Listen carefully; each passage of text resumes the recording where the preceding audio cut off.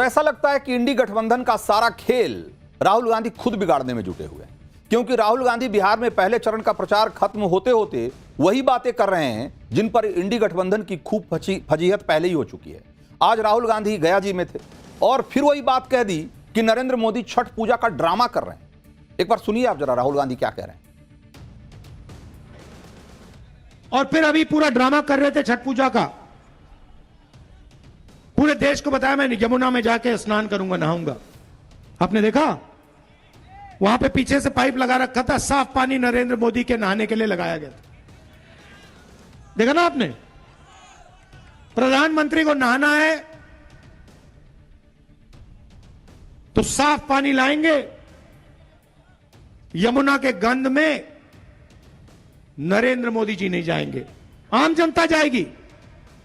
वो पानी उनको पीना पड़ेगा, मर जाए तब भी पीना पड़ेगा, मगर नरेंद्र मोदी के लिए स्पेशल तालाब बनाया जाएगा और फिर वो बिहार के लिए ड्रामा करेगा, आएगा उसमें नहाएगा।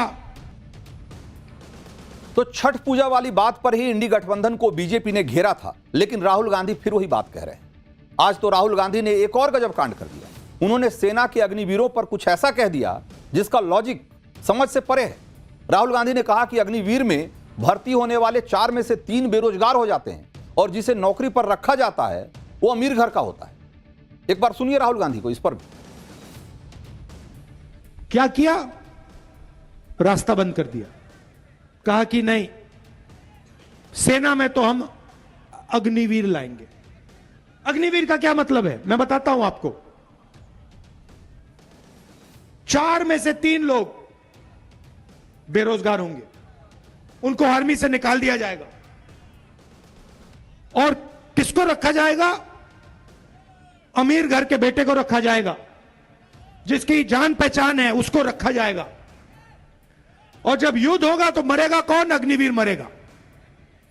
गोली कौन खाएगा? अग्निवीर खाएगा। और फिर उसके बाद उसको, उसके परिवार को कहा जाएगा कि तुम तो अग्निवीर हो, तुम्हें शहीद का दर्जा नहीं मिलेगा, तुम्हें पेंशन नहीं मिलेगा। तो राहुल गांधी कह रहे हैं कि अग्निवीर में स्थायी नौकरी अमीर घर के लड़के को मिलती है और फिर यह भी कहते हैं कि अग्निवीर शहीद होता है तो उसे शहीद का दर्जा नहीं मिलता। यह वैसी ही बात है जैसे राहुल गांधी कहते हैं कि इंडी गठबंधन बिहार में जीत रहा है और उसी सांस में यह भी कह रहे हैं कि नरेंद्र मोदी चुनाव चोरी करके जीत रहे हैं। राहुल गांधी की तरह प्रियंका वाड्रा भी उसी तरह की बातें कर रही हैं। प्रियंका वाड्रा ने महिलाओं के खाते में 10,000 रुपए देने की योजना पर सवाल उठाया। बिहार में प्रचार करने पहुंची प्रियंका वाड्रा ने इसे महिलाओं का मजाक उड़ाने की कोशिश बताया और कहा कि पिछले 20 सालों में योजना क्यों नहीं लागू की गई। एक बार प्रियंका वाड्रा को भी सुनिए। ये 10,000 रुपए जो आज दिए जा रहे हैं 20 सालों के लिए कहां थे? आपको 20 साल क्यों इंतजार करना पड़ा इसके लिए? आपका मजाक क्यों उड़ाया जा रहा है? चुनाव के 1 हफ्ते पहले ये ऐलान करते हैं कि 10,000 रुपए देंगे और अब बांटना शुरू। तो ये पैसे कहां थे इससे पहले? क्या इससे पहले महिला संघर्ष नहीं कर रही थी? हालांकि प्रियंका गांधी वाड्रा को किसी ने शायद नहीं बताया कि बिहार में पिछले 20 सालों में 1 करोड़ 30 लाख से ज्यादा जीविका दीदियां बनी हैं और वो कोई एक दिन में नहीं बनी, वो 20 सालों में ही बनी और वो सब किसी न किसी तरीके की आजीविका से जुड़ी हुई हैं और किसी न किसी तरीके से सेल्फ हेल्प ग्रुप में जुड़कर अपने और अपने परिवार के जीवन को बेहतर बनाने में लगी हुई। 10,000 का मामला भले ही हो, लेकिन 1 करोड़ 30 लाख जीविका दीदियां बनाने में भी तो समय लगा होगा। ये बात भी तो प्रियंका वाड्रा से पूछी जा सकती है कि कांग्रेस ने अपने जमाने में महिलाओं को 10,000 रुपए क्यों नहीं दिए।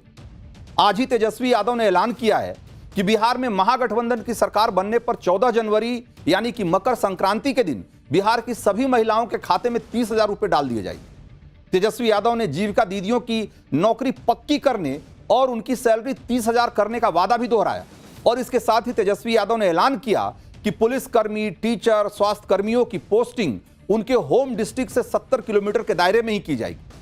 तेजस्वी ने किसानों को धान पर 300 और गेहूं पर एमएसपी के अलावा प्रति क्विंटल 400 रुपए का बोनस देने का भी ऐलान किया। लेकिन आज भी तेजस्वी यादव ने अपने चुनावी वादों को पूरा करने का कोई ब्लूप्रिंट जारी नहीं किया, जबकि जिस तरह से उन्होंने सरकारी नौकरी देने समेत कई वादे किए हैं उसके पूरे होने पर लगातार सवाल उठते रहे। आप भी देखिए, क्योंकि अगर तेजस्वी यादव के चुनावी वादों पर खर्च होने वाले अगर पैसे को देखें, रुपए को देखें, तो सरकारी नौकरी का जो वादा है उसका सालाना खर्च करीब 5.5 लाख करोड़ रुपए के आसपास बैठेगा। बेरोजगारों को भत्ता का खर्च अगर जोड़ेंगे तो करीब 10,000 करोड़ रुपया सालाना बैठेगा। इसी तरीके से गरीब परिवारों का जो बीमा है उसका सालाना खर्च 12,000 करोड़ रुपए बैठेगा। 200 यूनिट फ्री बिजली की जो बात कह रहे हैं उसका सालाना खर्च 16,000 करोड़ रुपया है। जीविका दीदियों को नौकरी, इसका सालाना खर्च 6 लाख करोड़ से ज्यादा बैठेगा, 6 लाख करोड़ से ज्यादा। और अगर इस सबको जोड़ देंगे तो अभी तक तेजस्वी यादव ने जितने का वादा कर दिया है ना, उसके हिसाब से करीब सालाना 12 लाख करोड़ रुपए की जरूरत होगी। तो जिस बिहार का बजट 3 लाख करोड़ के आसपास का होता है, वो कहे कि साल में 12 लाख करोड़ हम सिर्फ इस तरह की योजनाओं को पूरा करने में हम खर्च कर देंगे, तो आप सोचिए कि ये कौन सी बात है। और इस बात का कोई सिर पैर है क्या? बिहार का सालाना बजट 3 लाख करोड़ और 12 लाख करोड़ रुपए की आप नई योजनाओं की बात कर रहे हैं। इसीलिए बीजेपी तेजस्वी यादव के वादों को झूठ का पुलिंदा और झुंझुना बता रही है। सुनिए तेजस्वी यादव के वादों पर बीजेपी नेता स्मृति ईरानी और रवि किशन क्या कह रहे हैं। क्यों आरजेडी के नेता को ये लगता है कि महिलाएं ये तुलना नहीं कर पा रही हैं कि एक तरफ एनडीए की 2 लाख रुपए की श्योरिटी है, वहां दूसरी ओर आरजेडी का 30,000 रुपए का झुंझुना है। तो ये सारी योजनाएं रोज इम्प्रूव होती जाएंगी। आप लोग बाद में कहेंगे कुल बिहार दे दे हम जीतला के बाद, तो ये सब नहीं होता है। जब जनता उनको पता चल गया महागठबंधन को कि बहुत बुरी हार होने जा रही है, तो तेजस्वी यादव को सिर्फ बीजेपी ही नहीं घेर रही, बल्कि उसके सगे बड़े भाई तेज प्रताप भी तेजस्वी को घेर रहे हैं। आप भी दोनों भाइयों के बीच चल रही वार पलटवार को जरा देखिए जरा। पार्टी से बड़ा पार्टी ही बड़ी बात है।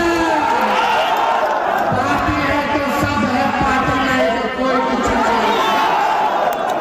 नहीं। बच्चा है वो, चुनाव बाद उसको झुनझुना पकड़ाएंगे। हमारे क्षेत्र में वो गए तो हम भी उनके क्षेत्र चले गए, राघोपुर, फिर जाएंगे राघोपुर। तो उधर लालू तेजस्वी का जो समीकरण है सिर्फ आपसी लड़ाई में नहीं बिगड़ रहा, ओवैसी भी इसको बिगाड़ने में लगे हुए हैं। तेजस्वी यादव ने ओवैसी को चरमपंथी कहकर उनको एक तरीके से एक बड़ा मौका दे दिया है। अब ओवैसी कैसे पलटवार कर रहे हैं, कैसे तिलमिलाए हुए हैं और कैसे तीखे हमले कर रहे हैं, एक बार सुनिए जरा आप। तेजस्वी की नजर में, राजद और गठबंधन की नजर में जो नवाजी है वो चरमपंथी है, जो कुरान को पढ़ता है वो चरमपंथी है, जो रोजे रखता है वो चरमपंथी है, जो मदरसे में पढ़ाता है वो चरमपंथी है, जिसके चेहरे पर दाढ़ी है वो चरमपंथी है, जिसके सर के ऊपर नमाज की टोपी है वो चरमपंथी है। ये हमारी माँ और बहनों के सर पर दुपट्टा या हिजाब या बुर्का है, राजद और गठबंधन की नजर में चरमपंथी है। और कौन राजद की नजर में, तेजस्वी की नजर में चरमपंथी नहीं है, जो उसके बाप लालू के सामने आकर सर झुकाए। ये तेजस्वी अगर कह रहा है तो सोचो, ये मोदी का छोटा भाई बनकर अपनी नफरत का इजहार कर रहा है। तो तेजस्वी का एक बयान और ओवैसी का एक तेवर चुनाव में आरजेडी के समीकरण को कितना बिगाड़ सकता है, फिलहाल इसका अंदाजा लगाना मुश्किल है। For more of such videos, do like, share and subscribe to ET Now Swadesh.